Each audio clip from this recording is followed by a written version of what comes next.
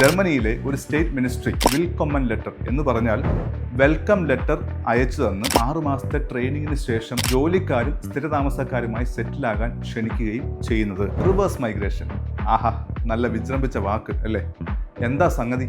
സ്വപ്നം ഒരു ചാക്ക്, തലയിലത് താങ്ങിയൊരു പോക്ക് എന്ന് പറഞ്ഞതുപോലെ ലക്ഷങ്ങൾ സമ്പാദ്യം പൊട്ടിച്ചും ലോൺ എടുത്തും വിദ്യാർത്ഥികൾ വിദേശ രാജ്യങ്ങളിലേക്ക് സ്റ്റഡി അബ്രോഡിൻ്റെ പേരിൽ എത്തിപ്പെടുകയും അവിടെ ഫുൾ ടൈം ജോലി പോയിട്ട് പാർട്ട് ടൈം ജോലി പോലും കിട്ടില്ല എന്ന് ഉറപ്പാക്കുകയും PR ഒരിക്കലും നടപടിയാകില്ല എന്ന് മനസ്സിലാക്കി തിരിച്ച് സ്വന്തം നാട്ടിലേക്ക് ഗതികെട്ട മടങ്ങി വരവ്, റിവേഴ്സ് മൈഗ്രേഷൻ.